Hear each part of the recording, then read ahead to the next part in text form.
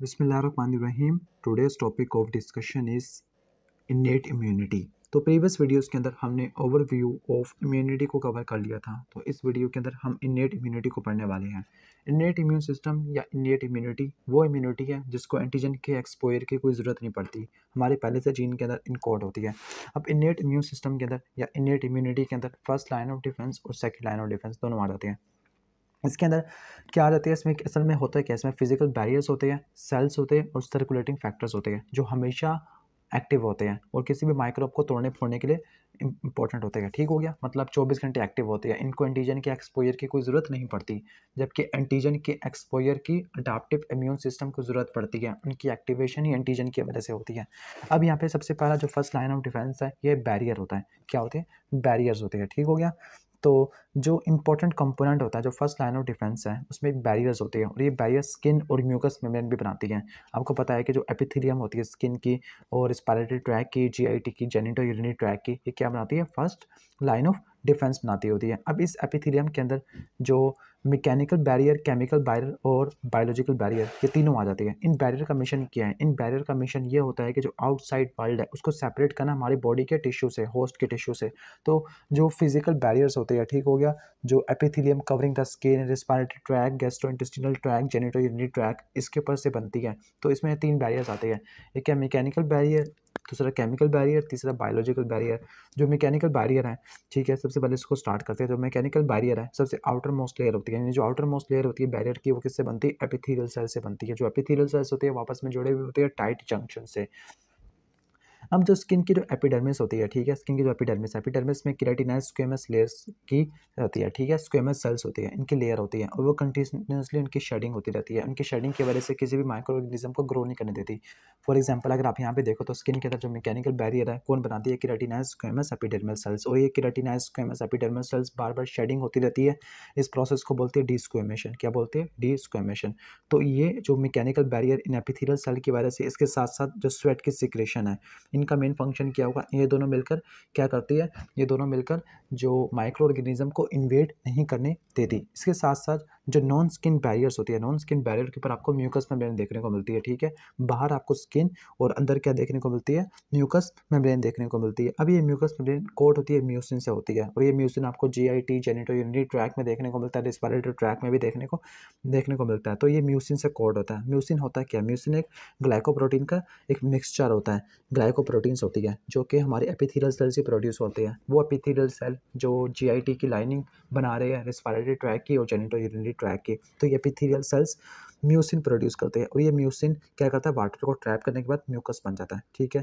जो म्यूकस होता है ना, तो म्यूकस ये माइक्रो ऑर्गेनिज्म को एडहियर नहीं होने देता, ठीक है, और इन्हीं म्यूकस सेल की बार बार शेडिंग होती रहती है। इस प्रोसेस को बोलते हैं डी स्क्वेमेशन। क्या बोलते हैं? डी स्क्वेमेशन, ठीक है। तो आपको नॉर्मल शेडिंग भी देखने को मिलती है। इसके साथ जो जीआईटी के अंदर पेरिस्टाल्सिस होती है, पेरिस्टाल्सिस भी क्या करती है? पेरिस्टाल्सिस भी माइक्रो ऑर्गेनिज्म को इन्वेड नहीं होने देती। इसके साथ जो जेनिटो यूरिनरी ट्रैक है वहाँ पर यूरिन का फ्लो है और रिस्पिरेटरी ट्रैक के अंदर सिलिया, तो रिस्पिरेटरी ट्रैक के अंदर जो सिलिया होते हैं, जेनिटो यूरिनरी ट्रैक के अंदर यूरिन का फ्लो, और जो जीआईटी है इसके अंदर पेरिस्टाल्सिस, ये क्या करती हैं? ये माइक्रो ऑर्गेनिज्म को इन्वेड नहीं करने देती, जिसकी वजह से माइक्रो ऑर्गेनिज्म किसी जगह पे अटैच नहीं होगा और जब ये अटैच नहीं होगा तो बीमारी फैला नहीं सकता। अगर कोई भी मैकेनिज्म इनमें ख़राब हो गया इन्फेक्शन की वजह से, ठीक हो गया, या किसी सीवियर बर्न्स की वजह से, या पल्मोनरी सिलियरी डिसऑर्डर हो गया, या बोवल यूरिनरी ऑब्स्ट्रक्शन होगी, तो फिर इन सब में क्या होगा? इन सब में क्या होगा? इन्फेक्शियस आपको अटैक देखने को मिलता है। फॉर एग्जांपल अगर बर्न हो गया, बर्न स्किन की बर्निंग हो गया तो ये एपिडर्मल प्रोटेक्शन खत्म हो गया। अगर जीआईटी के अंदर ऑब्स्ट्रक्शन हो गया तब भी प्रोटेक्शन खत्म हो गया। यूरिनरी ऑब्स्ट्रक्शन हो गया तब भी इन्फेक्शन काफ़ी ज़्यादा होगा। या रिस्पिरेटरी एपिथेलियम के सिलिया है वो ख़त्म हो गया तब भी इन्फेक्शियस माइक्रोब्स का अटैक होगा।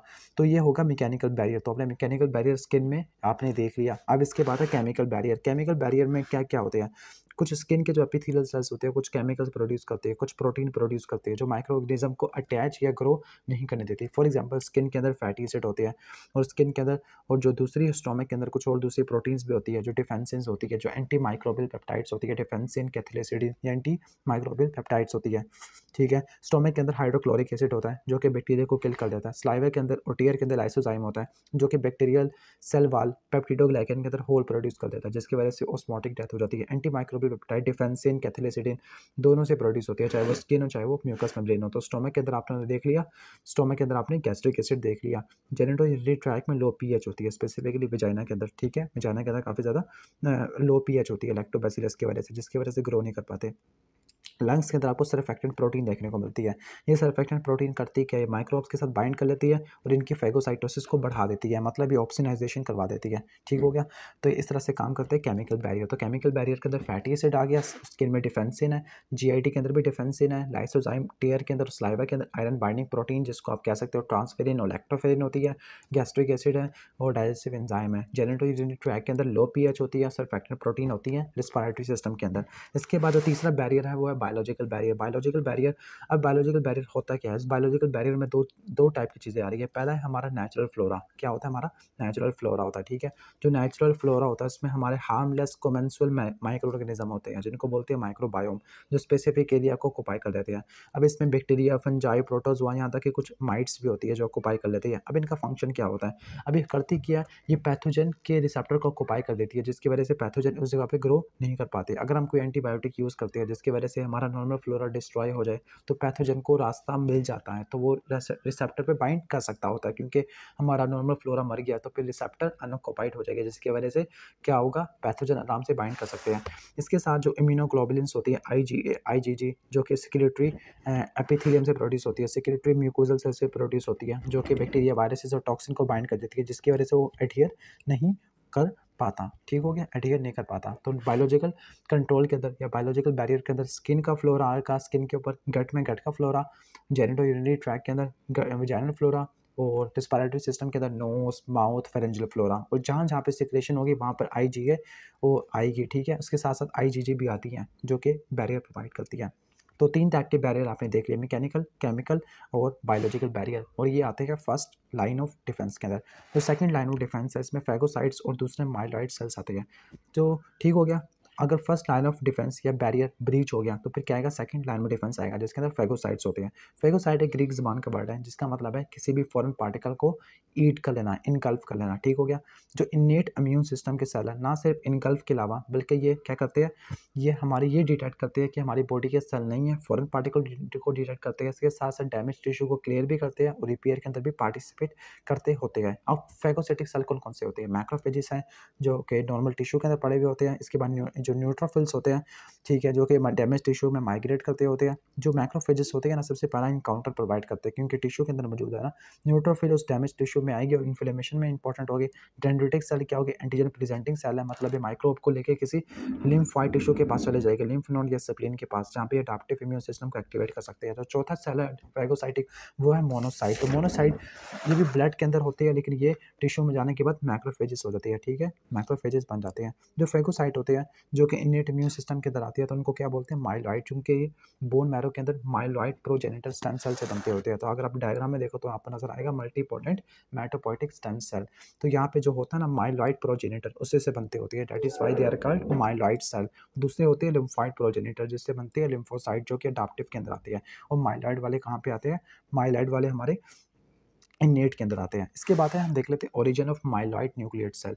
जो माइक्रोइड लीनिएज में उल्टा बोरो माइलॉइड लीनिएज सेल होते हैं, ये कहाँ से आती है, स्टेम सेल से आती है। जो स्टेम सेल्स आती है जिन्होंने सारे आरबीसीज बनाने, डब्ल्यूबीसीज बनाने हैं, ये बोन मैरो से आते हैं, ठीक है। कहाँ से आती है, बोन मैरो से। लेकिन फीटल लाइफ के अंदर ये यॉर्क सैक वगैरह और फीटल लीवर प्रोड्यूस करता है, लेकिन अडल्ट के अंदर ये बोन मैरो में आती है, ठीक हो गया। अब ये स्टेम सेल क्या प्रोड्यूस करते हैं, तो डॉटर सेल प्रोड्यूस करते रहते हैं। डॉटर सेल की डिफ्रेंसिएशन की वजह से आरबीसीज और डब्ल्यूबीसीज बनते रहते हैं, ठीक हो गया। जो इम्यून सेल्स होते हैं, इम्यून सेल को आप नॉन एरिथ्रॉइड सेल भी बोल सकती है। एरिथ्रॉइड का मतलब होता है आरबीसीज, नॉन एरिथ्रॉइड का मतलब नॉन आरबीसीज, मतलब डब्ल्यूबीसीज की बात कर रहे हैं, ठीक है। तो इसमें कौन कौन से सेल्स आते हैं, लिम्फोइड सेल आते हैं और माइलॉइड सेल्स आते हैं। जो लिम्फोइड सेल है ये हमारे किस में आती है, ये हमारे आती है अडाप्टिव के अंदर। एक्सेप्शन है नेचुरल किलर सेल की, नेचुरल किलर सेल इसमें आती है, ठीक हो गया, नेचुरल किलर सेल इसमें आते होते हैं, ठीक है। जबकि जो हमारे माइलॉइड प्रोजेनिटर सेल है, माइलॉइड प्रोजेनिटर स्टेम सेल है, वहाँ से आपके सारे के सारे इनेट इम्यून सिस्टम के सेल आते हैं।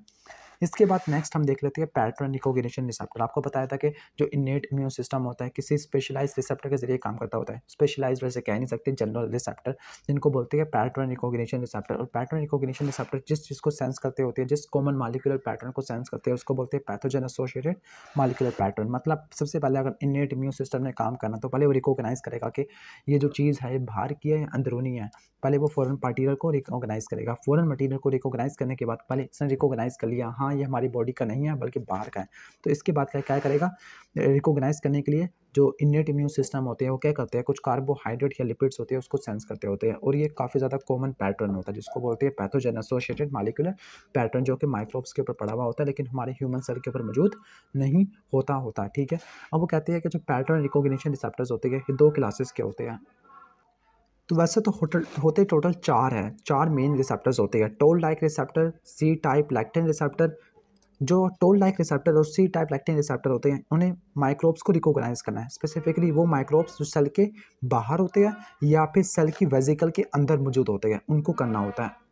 मतलब जो not like C type lectin receptor और टोल लाइक रिसेप्टर सिर्फ उन माइक्रोब को सेंस करते हैं जो सेल के साइटोप्लाज्म को पेनिट्रेट नहीं करते, लेकिन ऐसे माइक्रोब्स जो सेल के साइटोप्लाज्म को इन्वेड कर लेती है तो उनको सेंस करने के लिए नोट लाइक रिसेप्टर और RIG I helicase like receptor. तो यहाँ पे आप देख सकते हो RIG I helicase like receptor, NOD like receptor, toll like receptor और सी टाइप लैक्टिन रिसेप्टर है।